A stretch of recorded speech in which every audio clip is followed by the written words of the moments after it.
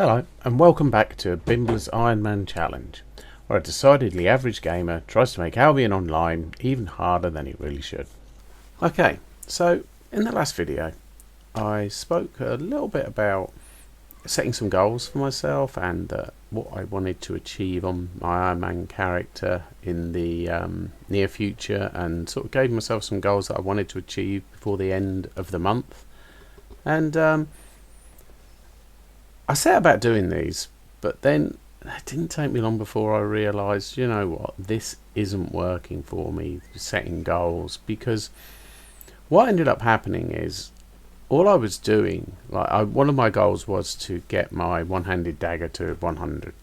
So I just set about doing endless tier 5 black zone dungeons, and much as I do actually quite enjoy doing them, and I don't mind doing quite a few of them, it limited my activities to just them because I considered them to be my best return in terms of risk, reward and time spent. So I felt like, well, this is just limiting what I'm doing in the game. You know, I spent a long time trying to get my first month's premium so I could have access to horses, which I've now got, and then not really going around and experiencing that much else that's in the game. So I decided to ditch the goals and just play the game and just let progress be far more natural rather than trying to sort of have certain things that I feel like I must do in certain timescales. So what I'm doing now, I'm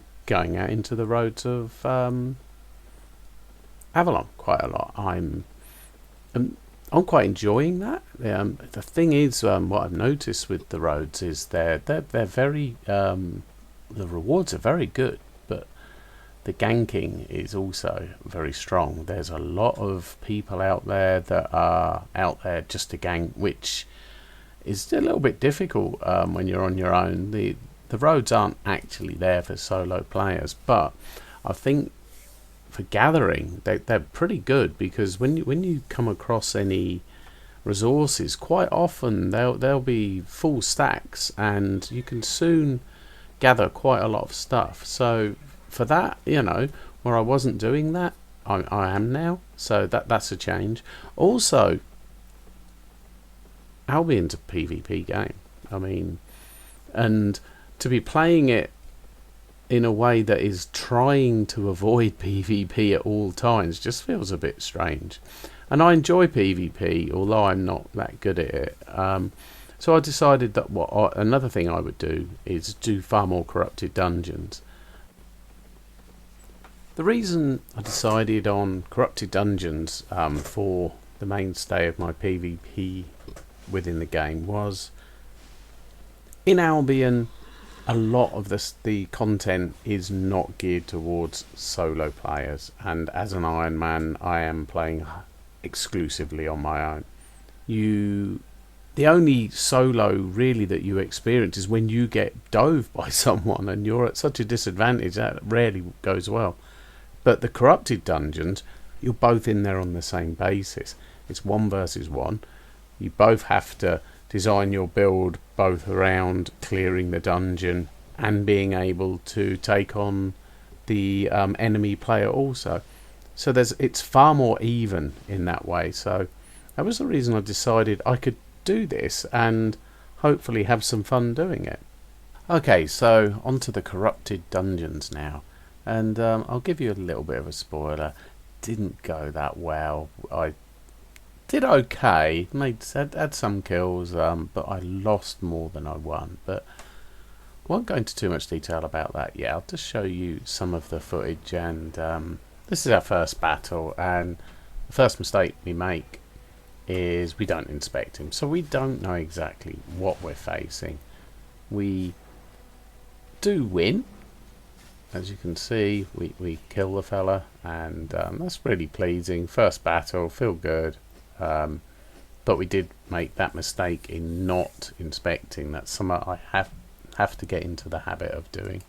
So on this next battle, I do inspect him. So I've already learned that, you know, I've got to do that. And he has death givers, and I think this, you know, that seems like a PvP sort of setup. he's probably going to want to fight. So I give chase, and he runs past these hook mobs, which that concerned me. Maybe I should have engaged him at that point. But then when I get to here and there's 2 hook mobs, I think, no, I don't want to be hit by 2 mobs and hooked in and him attacking me. So I break the engagement off and then spend the next 6 or 7 minutes trying to find him because he doesn't want to fight, and he breaks all the crystals, and that's that.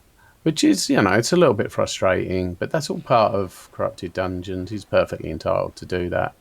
It just seemed weird that he had Death Givers. So, the next fight, I'm going to, again, let you know the result before it happens. I lose this fight, and the reason I'm letting you know is because I make 3 mistakes. I should have won this fight. I hit this because I'm thinking, I want this guy to think I'm running so I can hurry him up. But look, I've propped my cape now. So now, if I fight him soon, I won't have my cape up, which is exactly what happened. Now, he's really badly hurt, and I'm thinking, great, let's get straight in there. So I don't inspect him because I don't really have the opportunity to do so. And I fight him, but I think he's used a heal pot, maybe. Maybe that was that was the heal on his armor. I'm not sure. But then I also, the second and third mistakes are I don't use a poison, which I had, and I don't use Deadly Swipe before I use Slit Throat to gain stacks, and so I do a lot less damage. So I made 3 mistakes, and it was still very close, so that was really disappointing. I probably should have won that fight. So that was our first, probably just under an hour in Corrupted Dungeons, and as you can see, we got some decent loot. It's not amazing, but it's not bad for a non-Ironman character. That would be some nice loot to sell. We've got some 5.2 and 5.3 there. For me, it's not that much money because I will have to salvage almost all of it, but it was still worth doing. And more importantly, though, I had quite a lot of fun doing it. And yeah, we won 1, we lost 1, and we let 1 get away. So for our first hour in Corrupted Dungeons, that wasn't too bad. I'm quite happy with that. Okay, to finish off, we're going to just show some of the things that we did achieve. Although, as I said earlier, we haven't got it set down in stone what goals we want to achieve within a certain time frame. But we have achieved some of the things that we did mention, such as we have got the Tier 5 Hunter's Lodge now. We have got the Tier 6 Stonemasons. We've got a Tier 5 Toolmaker. So things have gone pretty well in that way.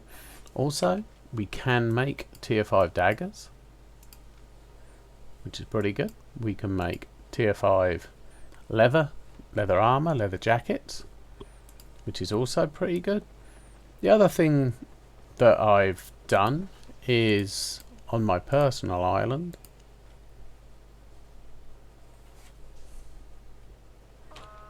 we've now built a mage's tower so that I can branch out into a few other items, being able to be a bit more versatile with what we use and what we can craft.